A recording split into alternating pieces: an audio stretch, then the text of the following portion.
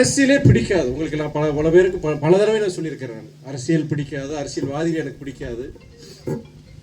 ஆனால் இது ஒரு கால சூழ்நிலையினால பிடிக்காத அரசியலுக்கு வரவேண்டிய ஒரு சூழ்நிலை எனக்கு ஏற்பட்டுச்சு. தலைவர் வைகோவுக்காகவும் தன்னுடைய மறுமலர்ச்சி இயக்க தோழர்களுடைய விருப்பத்துக்கு நான் கட்டுப்பட்டு நான் அரசியலுக்கு வந்தவன்.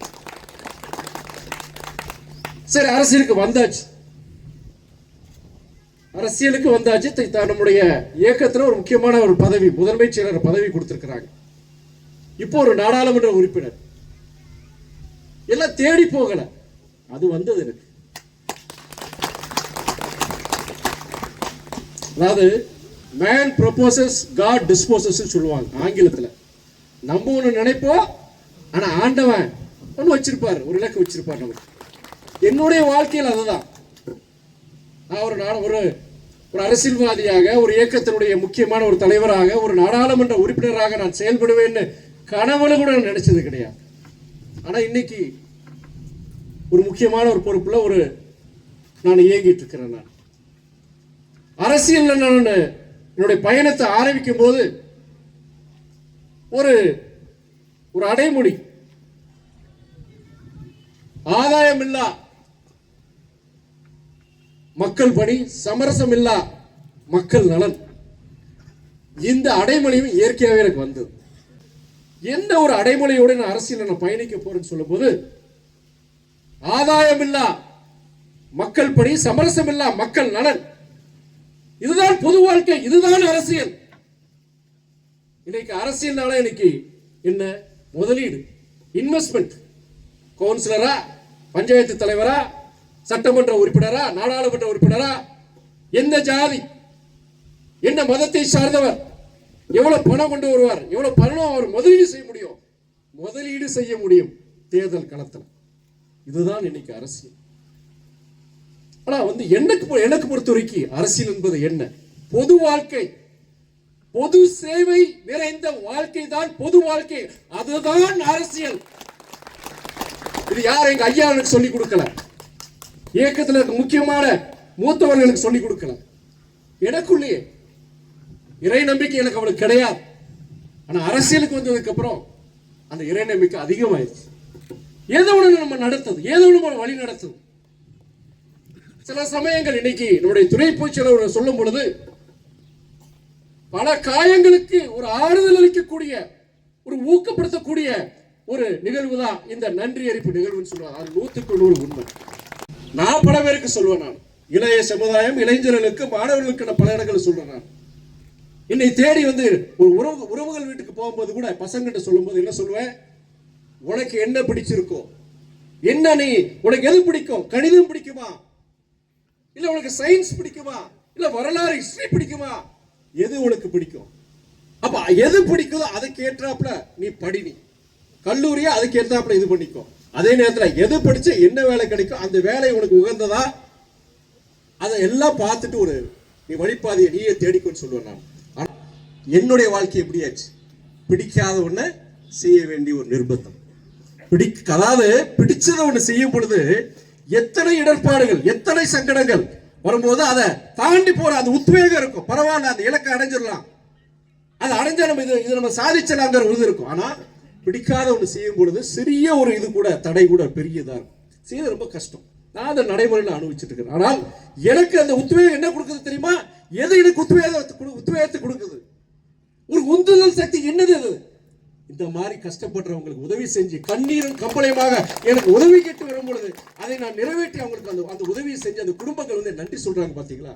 அது 1000 மடங்கு எனக்கு அந்த உத்வேகத்தை அது கொடுக்குது. வேற எதுவும் கிடையாது. ஒரு கிராமத்துக்கு ஒரு பிரச்சனையா, ஒரு குறிப்பிட்ட ஒரு சமுதாயத்துக்கு ஒரு பிரச்சனையா, அந்த பிரச்சனைக்கு ஒரு தீர்வு காணும் பொழுது அந்த மக்கள் எங்கிட்ட நன்றின்னு சொல்றாங்க. பாத்தீங்களா? அது எனக்கு அந்த உத்வேகத்தை கொடுக்குது. எனக்கு பிடிக்காத இந்த அரசியல்ல நான் சிறப்பா செயல்படுறேன்னா அதுக்கு காரணம் இந்த உத்வேகம் தான், வேற ஒன்றும் கிடையாது. மக்கள் சேவை ஒண்ணுதான். நாளைக்கு என்ன நடக்க போகுது, நாளைக்கு என்ன நடக்க போகுது, சட்டமன்ற தேர்தல் வரப்போகுது, அடுத்து நீங்க என்ன பண்ண போறீங்க, எது எனக்கு கிடையாது. இன்னைக்கு I take each day as it comes. ஒவ்வொரு நாளும் இன்னைக்கு என்ன இருக்கு, இன்னைக்கு ஜனங்களை பார்க்கிறோமா, இன்னைக்கு என்னென்ன குறைபாடுகள் இருக்கு, என்ன குறைகள் சொல்றாங்க, அது நம்மளால என்ன செய்ய முடியும், அதுதான் என்னுடைய அரசியல் பாதையா இருக்கு.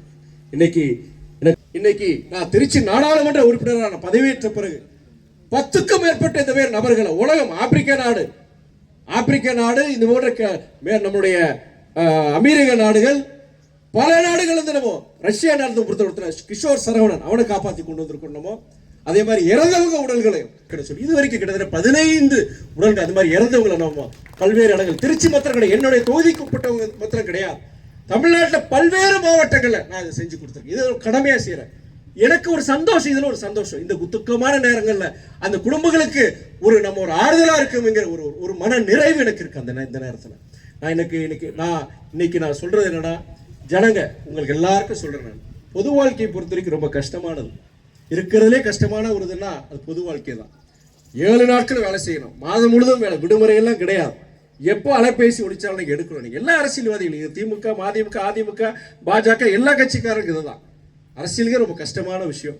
ஆனா இந்த அரசியல்ங்கிறத பொறுத்த வரைக்கும் இதுல நல்லவங்களை நீங்க ஆதரிக்குங்கிறத என்னுடைய உரை. இது கட்சி பார்க்காதீங்க. மதிமுக சரியில்லையா எங்களையும் எங்க விரட்டடிங்க, இது பண்ணாதீங்க. நீங்க ஜாதி மதம் இதை கடந்து நல்லவர்களை தேர்ந்தெடுக்க நான் சொல்லுவேன். ஐயா நல்லகண்ணு இருந்தார். நல்லகண்ணு தெரியுமா உங்களுக்கு? நல்லகண்ணு மாதிரி ஒரு அற்புதமான ஒரு மனிதர் நம்ம பார்க்க முடியாது. வாழும் காந்திங்கிறது நம்ம ஐயா நல்லகண்ணு தான். ஆனா விடுதலைக்காண்டி நம்ம நாட்டு விடுதலைக்காண்டி கிட்டத்தட்ட 5 ஆண்டுகள் சிறையில் இருக்காரு. சிறையில சித்திரவதைகள் அமைச்சிருக்காரு ஐயா நல்லகண்ணு. நாடு விடுதலை அடைந்த பிறகு சரி, ஏழை விவசாயி நம்மள மாதிரி விவசாயிகளுக்காண்டி அவர் ஒரு முக்குளத்தோர் சமுதாயத்தை சார்ந்தவர். ஆனா அந்த பகுதியில் அவர் வாழ்ந்த பகுதியில் பட்டியலின மக்களுக்காண்டி அவர் பல போராட்டங்கள் நடத்தினார், சிறை போனார். அப்படிப்பட்ட ஒரு ஒரு அற்புதமான மனிதர். ஜாதி மதங்களை கடந்து இந்த நாட்டுக்காண்டி நாட்டின் விடுதலைக்காண்டி உழைத்தவர். போய் அவர் வயசு கிட்டத்தட்ட 100 வயசு ஆயிடுச்சு அவருக்கு. ஆனா ஒரு தேர்தலை வெற்றி பெற்றிருக்கிறாரா? ஒரு சட்டமன்ற தேர்தலை வெற்றி பெற்றிருக்கிறாரா? ஒரு நாடாளுமன்ற தேர்தலை வெற்றி பெற்றிருக்கிறாரா? வெற்றி பெற வச்சிருக்கிறீங்களா நீங்க? கிடையாது. சாதி மதம் பணம்.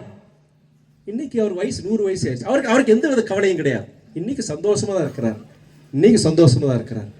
இப்படிப்பட்ட மனிதர்களை நீங்க இனி பார்க்க முடியாது. அவங்க இருக்கும்போதே அவங்களுக்கு நீங்க கௌரவம் செய்யணும். ஐயா நல்லகண்ணு சொல்ற மாதிரி ஐயா வைகோவை நான் சொல்றேன், அண்ணா தலைவர் வைகோவை நான் சொல்றேன். நான் வரிசைப்படி பார்த்தீங்கன்னா என்னுடைய நான் ரொம்ப மதிக்கிறது தலைவர் ஐயா நல்லகண்ணு, அதுக்கு அடுத்தபடியாக வைகோ. நல்லகண்ணு ஐயா அதுக்கு மேலதான் வைப்பேன். இப்படிப்பட்ட மனிதரை நீங்க பார்க்க முடியாது. இந்த மாதிரி நீங்க சாதாரண ஜனங்க, நீங்க சிப்பிப்பாறை மாத்திரம் கிடையாது, ஒவ்வொரு கிராமத்தில் இருக்கிற தாய்மார்களும் சாதாரண ஜனங்க. நீங்க ஒரு மனமாற்றம் உங்ககிட்ட வந்துச்சுன்னா அரசியல நல்லவங்க வருவாங்க. என்ன போன்றவங்க லட்சக்கணக்கில் வருவாங்க, இளைஞர்கள் வருவாங்க. எனக்கெல்லாம் எப்படா என்ன விடுவான்னு தான் இருக்கு. எனக்கு உண்மையை சொல்றேன். ஏன்னா இது ஒரு நல்ல காரியம் பண்ணிட்டு வந்திருக்கு. இந்த நேரத்தில் நான் சொல்றேன், மனம் விட்டு பேச சந்தோஷமா இருக்க அரசியல்ல கிடையாது. ஒவ்வொரு நாளும் சித்திரவதை அனுப்பிச்சு தான் இருக்காங்க மக்கள். நீங்க நல்லா நீங்க ஒரு மனமலர்ச்சியோட ஒரு மாறுதல் ஒரு சிந்தனையோட நீங்க செயல்பட ஆரம்பிச்சீங்கன்னா என்னையோட சிறப்பாக செயல்படுறவங்க பலாயிரக்கணக்கான இளைஞர்கள் இந்த அரசியலுக்கு வருவாங்க. அரசியல் பல பேர் வர்றாங்க. தலைவரை பார்த்து நிறைய பேர் வந்தாங்க அந்த காலத்துல. தலைவர் இன்னைக்கு சகோதரர் விஜயை பார்த்து நிறைய வர்றாங்க. ஆனா அந்த காலத்துல இவரோட 10 மடங்கு இளைஞர்கள் வந்தாங்க தலைவர் வைகோக்கு முன்னாடி. ஆனா இன்னைக்கு அதுல காவாசி கூட கிடையாது. அது என்னன்னா இளைஞர்கள் ஒரு அரசியல் இயக்கத்தில் செயல்படக்கூடிய ஒரு சூழ்நிலை. நல்ல இளைஞர்கள் நம்ம சமுதாயத்துக்கு சேவை செய்யக்கூடிய அந்த இளைஞர்கள் பார்த்தீங்கன்னா எங்க கட்சியில் மாத்திரம் சொல்லல, பொதுவாக அரசியல் சொல்றேன் நான், எல்லா கட்சிகளையும். அதுக்கு காரணம் நான் அரசியல்வாதியை கூட சொல்ல மாட்டேன். அதுக்கு காரணம் மக்களாகிய நீங்கள் தான். உங்க மனசுல ஒரு மாறுதல் ஒரு மாற்றம் வந்துச்சுன்னா கண்டிப்பா அரசியல் கட்சிகள் ஒரு மாற்றம் வரும், அரசியல் தலைமைகளுக்கு ஒரு மாற்றம் வரும். இதுதான் என்னுடைய அன்பான ஒரு வேண்டுகோள். இந்த நேரத்தில் இத்தனை பேர் நீங்க எனக்கு நன்றி தெரிவிக்கிறதுக்காண்டி இருந்து ஒரு சிறப்பான ஒரு வரவேற்பு, முகமலர்ச்சியோட ஒரு வரவேற்பு நீங்க கொடுத்துருக்கிறீங்க. சிப்பிப்பாறை நம்மளோட